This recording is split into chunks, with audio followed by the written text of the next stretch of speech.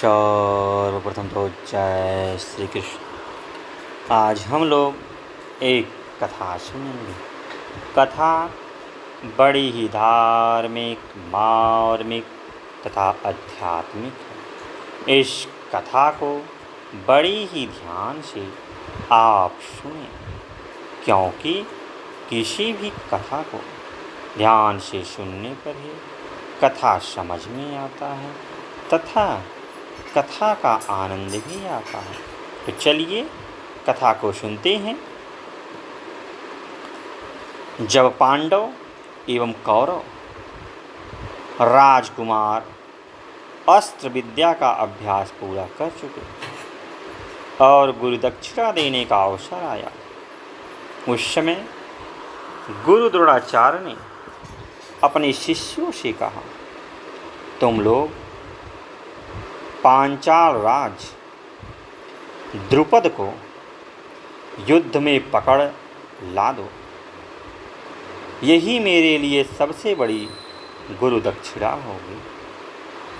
सबने प्रसन्नता से गुरुदेव की आज्ञा स्वीकार की और उनके साथ अस्त्र शस्त्र से सुसज्जित रथ पर सवार होकर द्रुपद नगर पर चढ़ाई कर दी। वहां पहुंचने पर पांचाल राज ने अपने भाइयों के साथ इनका मुकाबला किया। पहले अकेले कौरवों ने ही इन पर धावा किया था, परंतु उन्हें पांचाल से हार कर लौटना पड़ा। अंत में अर्जुन, भीम, नकुल, सहदेव साथ लेकर राजा द्रुपद पर आक्रमण किया। बात ही बात में अर्जुन ने द्रुपद को धर दबोचा और उन्होंने पकड़कर द्रोणाचार्य के सामने खड़ा कर दिया। इस प्रकार अर्जुन के पराक्रम की सर्वत्र धाक जम गई। पांडव द्रौपदी के स्वयंवर का समाचार पाकर एक चक्रा नगरी से द्रुपद नगरी की ओर जा रहे थे। रास्ते में उनकी गंधर्वों से मुठभेड़ हो गई।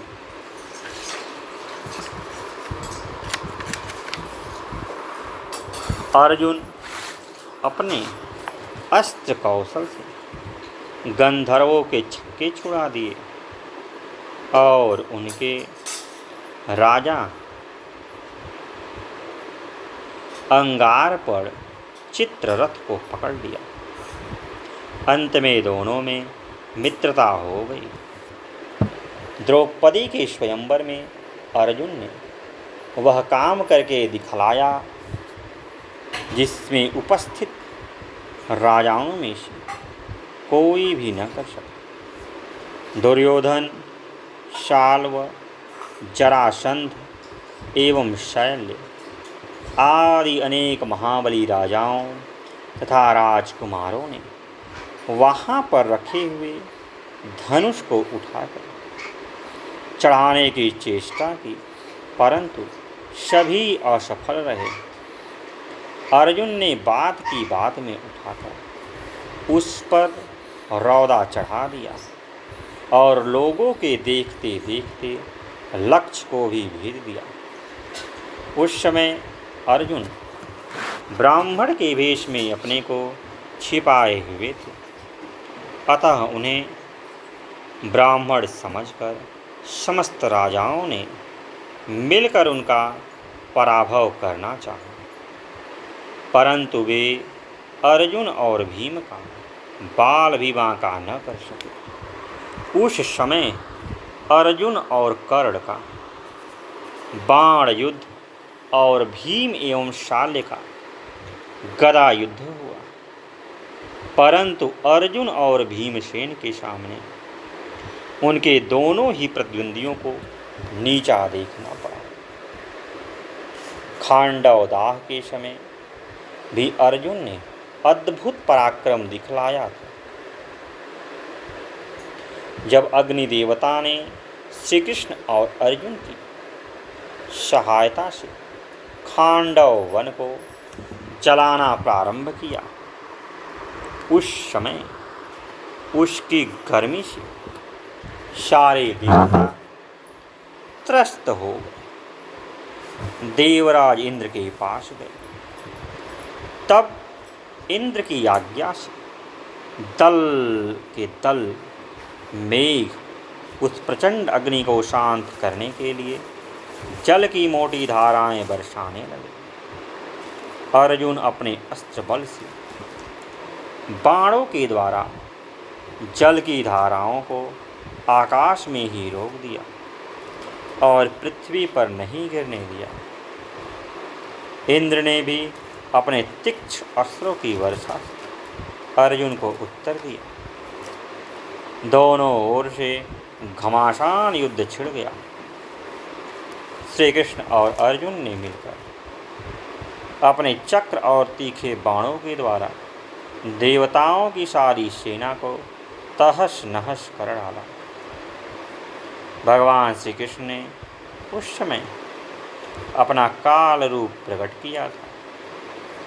देवता और दानव सभी उनके पौरुष को देखकर दंग रह गए। अंत में इंद्र को संबोधन करके यह आकाशवाणी हुई कि तुम अर्जुन और श्री कृष्ण को युद्ध में किसी प्रकार भी नहीं जीत सकोगे।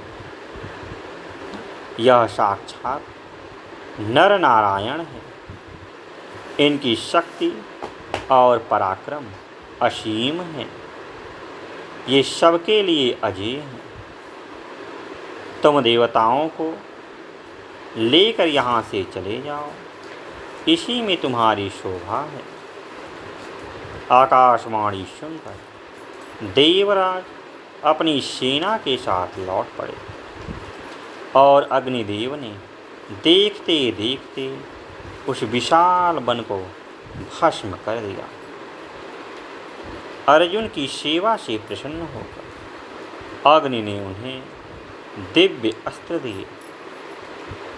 इंद्र ने भी उनके अस्त्र कौशल से प्रसन्न होकर उन्हें समय आने पर अस्त्र देने की प्रतिज्ञा की तथा अग्नि की प्रार्थना पर वरुण देव ने उन्हें अक्षय तरकश, गांडीव धनुष और वानर चिन्ह युक्त ध्वजा से मंडित रथ युद्ध से पहले ही दे दिया। जब पांडव लोग दूसरी बार जुए में हार कर वन में रहने लगे, उस समय एक दिन महर्षि वेद व्यास जी उनके पास आए और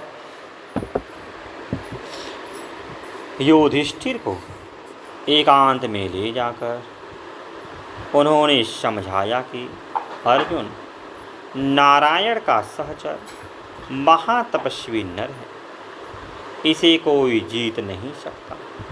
यह अच्युत स्वरूप है। यह तपस्या एवं पराक्रम के द्वारा देवताओं के दर्शन की योग्यता रखता है।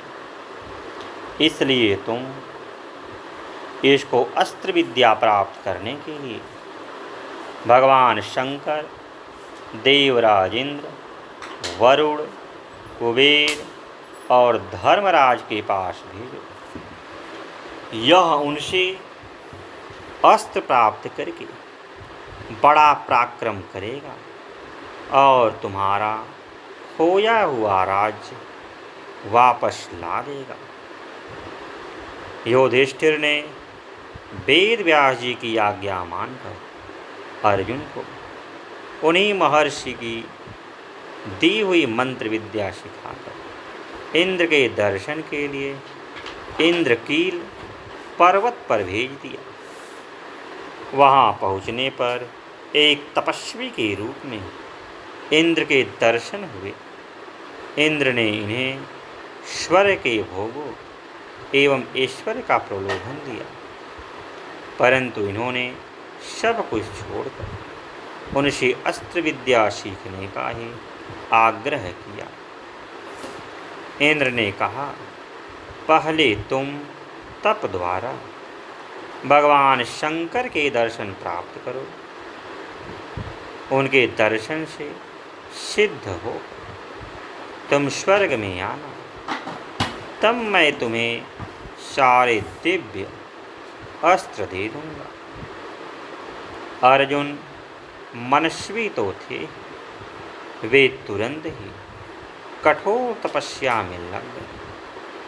इनकी तपस्या से प्रसन्न होकर भगवान शंकर एक भील के रूप में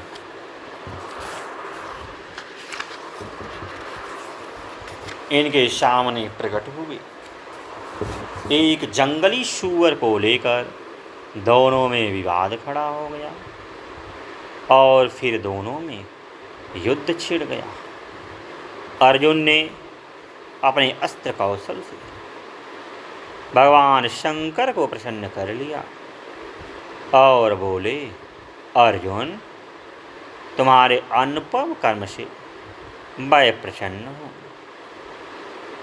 तुम्हारे जैसा धीर वीर क्षत्रिय दूसरा नहीं। तुम तेज और बल में मेरे समान हो।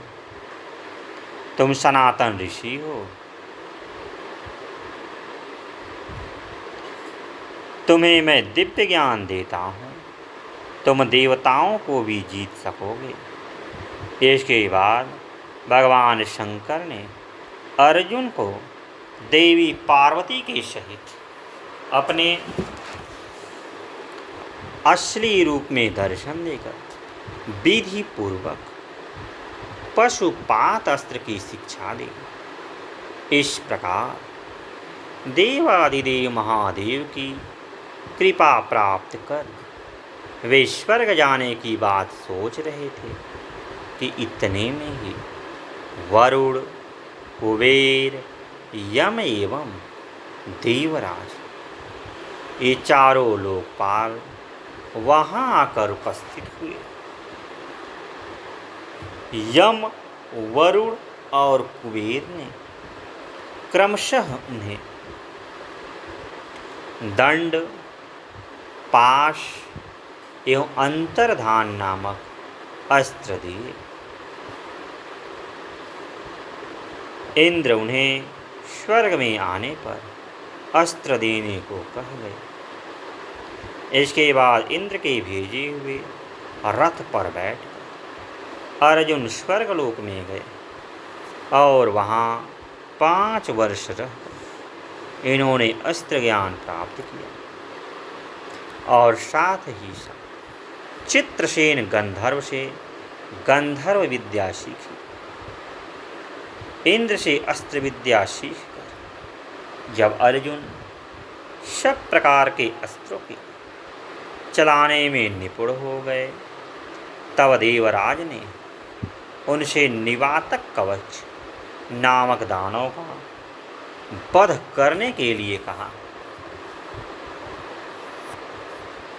यह समुद्र के भीतर एक दुर्गम स्थान में रहते थे। इनकी संख्या 3 करोड़ बताई जाती थी। इन्हें देवता भी नहीं जीत सकते थे। अर्जुन ने अकेले ही जाकर उन सब का संहार कर डाला।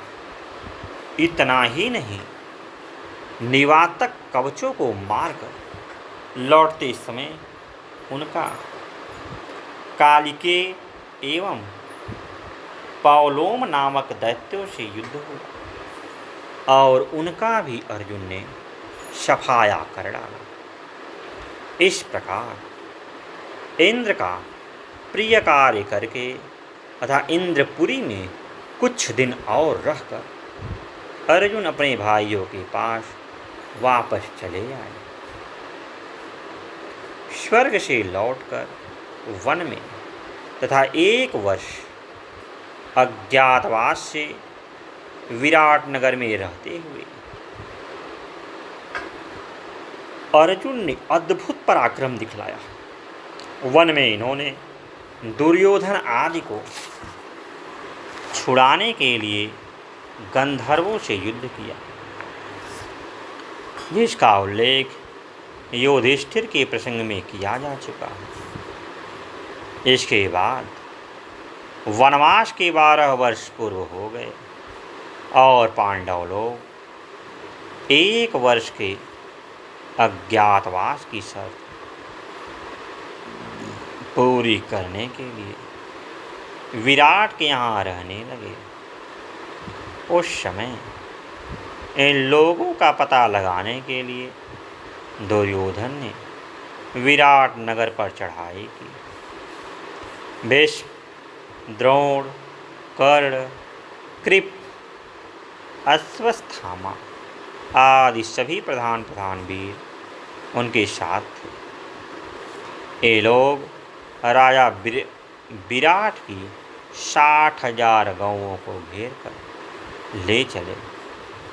तब विराट कुमार उत्तर बृहनाग बने हुए अर्जुन को सारथी बनाकर उन्हें रोकने के लिए गए। कौरवों की विशाल सेना को देखते ही उत्तर के रोंगटे खड़े हो गए। वह रथ से उतरकर भागने लगे। बृहनलाद अर्जुन उन्हें उसे पकड़कर समझाया और उसे सारथी बनाकर स्वयं युद्ध करने चले। उन्होंने बारी बारी से कर्ण, कृप, द्रोण, अश्वत्थामा और दुर्योधन को पराजित किया और भीष्म को भी मूर्छित कर दिया।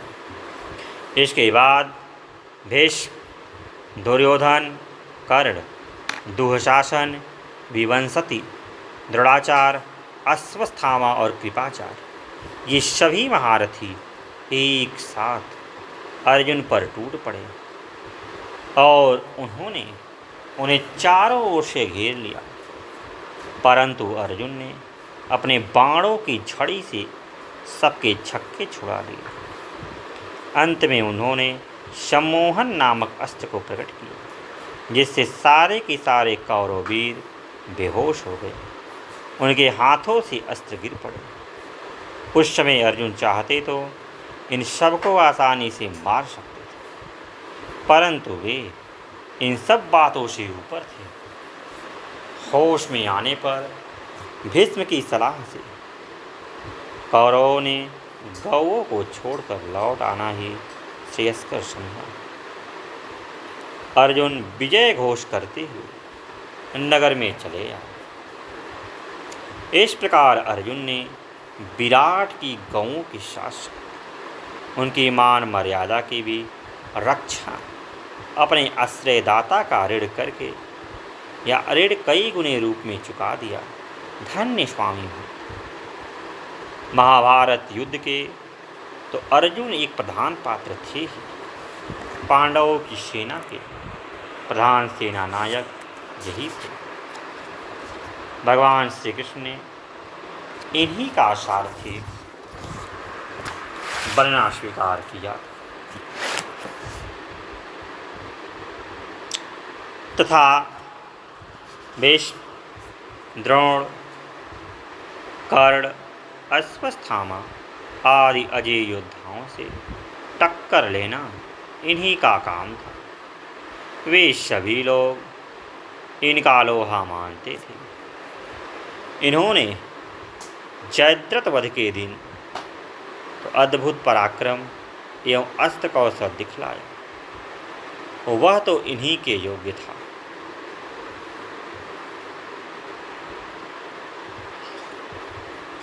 इनकी भयंकर प्रतिज्ञा सुनकर उस दिन कौरवों ने जयद्रथ को सारी सेना के पीछे खड़ा किया था। कई अक्षरी सेना के बीच से रास्ता काटते हुए अर्जुन बड़ी मुस्तैदी और अदम्य उत्साह के साथ अपने लक्ष्य की ओर बढ़ चले। शत्रु सेना के हजारों वीर और हाथी घोड़े उनकी अमोघ बाणों के शिकार बन चुके थे। वे रथ से एक कोस तक के शत्रुओं का सफाया करते जाते थे। इतने में शाम होने को आ गई। इनके घोड़े बाणों के लगने से बहुत व्यथित हो गए थे और अधिक परिश्रम के कारण थक भी गए थे। भूख प्यास उन्हें अलग सता रही थी।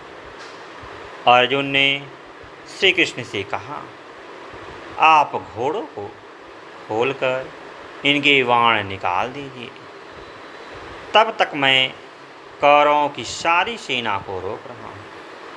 ऐसा कहकर अर्जुन रथ से उतर पड़े और बड़ी सावधानी से धनुष लेकर अविचल भाव से खड़े हो गए। उस समय इन्हें पराजित करने का अच्छा मौका देखकर शत्रु सेना के वीरों ने एक साथ इन्हें घेर लिया और तरह तरह के बाणों एवं शस्त्रों से ठग दिया।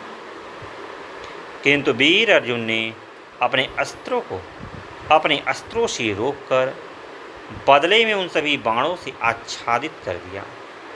इधर कृष्ण ने अर्जुन से कहा कि घोड़े प्यास से व्याकुल हो रहे हैं, किंतु प्यास में कोई जलाशय नहीं। इस पर अर्जुन ने तुरंत ही अस्त्र द्वारा पृथ्वी को फाड़कर घोड़ों के पानी पीने योग्य एक सुंदर सरोवर बना दिया। इतना ही नहीं, उस सरोवर के ऊपर उन्होंने बाणों का घर बना दिया। अर्जुन का ये अभूतपूर्व पराक्रम देखकर सिद्ध चारण और सैनिक लोग दांतों तले अंगुली दबाने और वाह वाह करने लगे।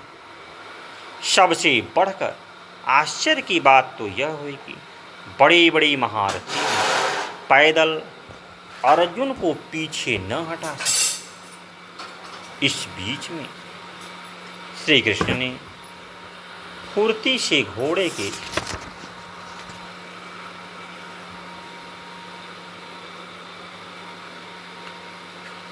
बाण निकालकर उन्हें नहलाया, मालिश की, जल पिलाया और घास खिलाकर तथा जमीन पर लिटाकर उन्हें फिर से रथ में जोत लिया। अर्जुन जब जयद्रथ के पास पहुँचे तो इन पर 8 महारथियों ने एक साथ आक्रमण किया और दुर्योधन ने अपने बहनोई की रक्षा के उद्देश्य से उन्हें चारों ओर से घेर लिया, परंतु अर्जुन उन सबका मुकाबला करते हुए आगे बढ़ते ही गए। इनके वेग को कोई रोक नहीं सका। इन्होंने श्री कृष्ण की कृपा से सूर्यास्त होते होते जयद्रथ को अपने वज्र तुल्य बाणों का शिकार बना लिया और श्री कृष्ण के कथनानुसार इस कौशल से उसके मस्तक को काटा कि उसका सिर कुरुक्षेत्र से बाहर जाकर उसके पिता की गोद में गिरा। इस प्रकार श्री कृष्ण की सहायता से सूर्यास्त से पहले पहले अर्जुन ने जयद्रथ को मारकर अपनी प्रतिज्ञा पूरी की। अर्जुन जगद्विजयी वीर अद्वितीय धनुर्धर तो थे, वे बड़े भारी सत्य प्रतिज्ञ, सदाचारी, धर्मात्मा एवं इंद्रियजयी भी थे। पांडव जब इंद्रप्रस्थ में राज करते थे, उन दिनों एक दिन लुटेरे किसी ब्राह्मणी की गौवें लेकर भाग गए। ब्राह्मण ने आकर पांडवों के सामने पुकार की थी। अर्जुन ने ब्राह्मण की करुण पुकार सुनी और उन्हें गौओं को बुलाने का वचन दिया, परंतु उनके शस्त्र उस घर में थे जहाँ उनके बड़े भाई महाराज युधिष्ठिर द्रौपदी के साथ एकांत में बैठे हुए। 5 भाइयों में से पहले से ही यह शर्त हो चुकी थी, जिस समय द्रौपदी एक भाई के साथ एकांत में रहे, उस समय दूसरा कोई भाई यदि उसके कमरे में चला जाए तो वह 12 वर्ष तक ब्रह्मचर्य व्रत का पालन करता हुआ वन में रहे। अर्जुन बड़े आत्मसंयम में पड़ गए। यदि ब्राह्मण की गौओं की रक्षा नहीं की जाती है तो क्षत्रिय धर्म से च्युत होते हैं और उसके लिए अस्त्र लेने कमरे में जाते हैं तो नियम भंग होता है। अंत में अर्जुन ने नियम भंग करके भी ब्राह्मणों की गौओं की रक्षा करने का ही निश्चय किया। उन्होंने सोचा नियम भंग के कारण मुझे कितना भी कठिन प्रायश्चित क्यों न करना पड़े, चाहे प्राण ही क्यों न चले जाए। ब्राह्मण के गोधन की रक्षा करके अपराधियों को दंड देना मेरा धर्म है, और वह मेरे जीवन की रक्षा से भी अधिक महत्वपूर्ण है। धन्य धर्म प्रेम। अर्जुन चुपचाप युधिष्ठिर के कमरे में जाकर शस्त्र ले आए और उसी समय लुटेरों का पीछा करके ब्राह्मणों की गवे छुड़ा लाए। वहाँ से लौटकर उन्होंने अपने बड़े भाई से नियम भंग के प्रायश्चित में वन में जाने की आज्ञा मांगी। युधिष्ठिर ने उन्हें समझाया कि बड़ा भाई अपनी स्त्री के पास बैठा हो, उस समय छोटे भाई का उसके पास चला आना अपराध नहीं। यदि कोई अपराध हुआ भी हो तो वह मेरे प्रति हुआ है और मैं उसे स्वेच्छा से क्षमा करता। फिर तुमने धर्म पालन के लिए ही तो नियम भंग किया है, इसलिए भी तुम्हें वन में जाने की आवश्यकता नहीं।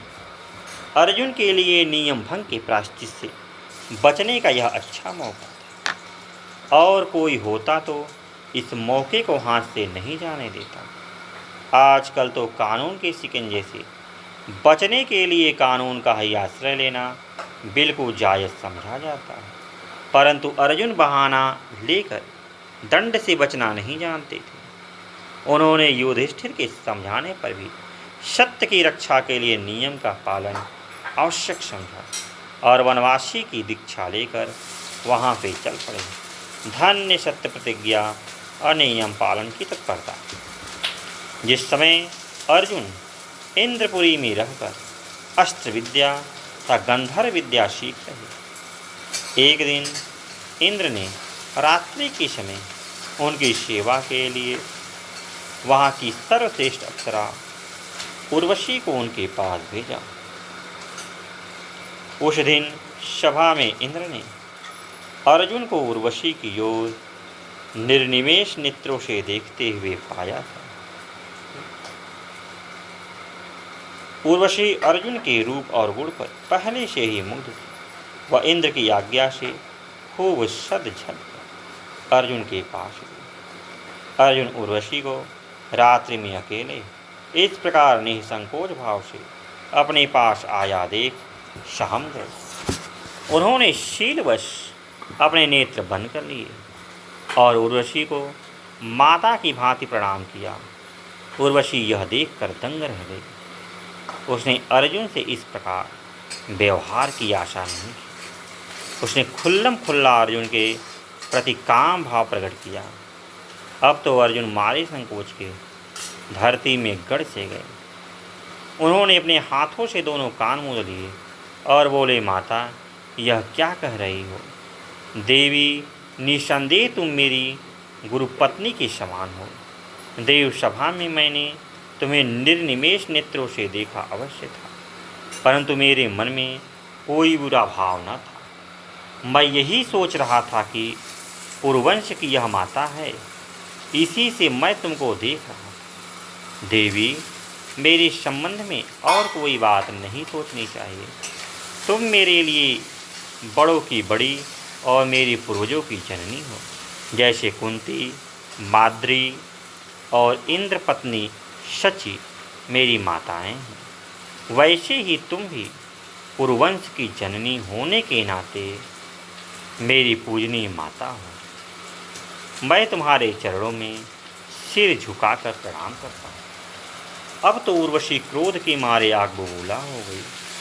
उसने अर्जुन को शाप दिया, मैं इंद्र की आज्ञा से काम आतुर होकर तुम्हारे पास आई थी, परंतु तुमने मेरे प्रेम को ठुकरा दिया। इसलिए जाओ, तुम स्त्रियों के बीच में नचनिया होकर रहना पड़ेगा और लोग तुम्हें हीरा कहकर पुकारेंगे। अर्जुन ने उत्तरी के शाप को सहज स्वीकार कर लिया, परंतु धर्म का त्याग नहीं किया। एकांत में स्वेच्छा से आई उर्वशी जैसे अनुपम सुंदरी का परित्याग करना अर्जुन का ही काम था। धन इंद्री जय। जब इंद्र को यह बात मालूम हुई तो उन्होंने अर्जुन को बुलाकर उसकी पीठ ठोकी और कहा, बेटा, जैसा पुत्र पाकर तुम्हारी माता धन्य हुई, तो अपने धैर्य से ऋषियों को भी जीत लिया। अब तुम किसी प्रकार की चिंता न करो। उर्वशी ने जो शाप तुम्हें दिया वह तुम्हारे लिए वरदान का काम करेगा। 13वें वर्ष में जब तुम अज्ञातवास करोगे उस समय यह शाप तुम्हारे छिपने में सहायक होगा। इसके बाद तुम्हें पुरुषत्व की प्राप्ति हो जाएगी। धर्मो रक्षति रक्षितः। विराट नगर में अज्ञातवास की अवधि हो जाने पर जब पांडवों ने अपने राजा विराट के सामने प्रकट किया, उस समय राजा विराट ने कृतज्ञतावश अपनी कन्या उत्तरा कुमारी का अर्जुन से विवाह करना चाहा, परंतु अर्जुन ने उनके इस प्रस्ताव को स्वीकार नहीं किया।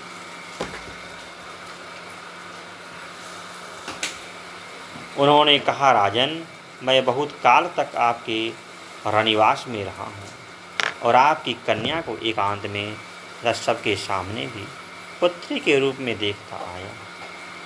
उसने भी मुझ पर पिता की भांति ही विश्वास किया। मैं उसके सामने नाचता था और संगीत का जानकार भी हूँ, इसलिए वह मुझे से प्रेम तो बहुत करती है, परंतु सदा मुझे गुरु ही मानती आई।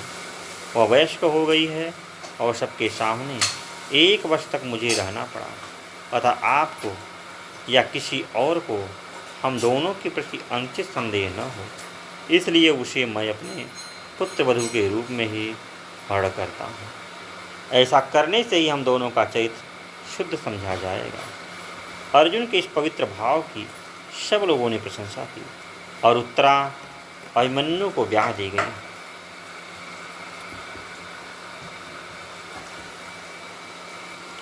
अर्जुन जैसे महान इंद्रजयी ही इस प्रकार युवती कन्या के साथ 1 वर्ष तक घनिष्ठ संपर्क में रहकर भी अपने को अछूता रह सके और उनका भाव भी इसके प्रति बिगड़ा नहीं। वयस्क छात्रों तथा छात्राओं के शिक्षकों को इससे शिक्षा लेनी चाहिए।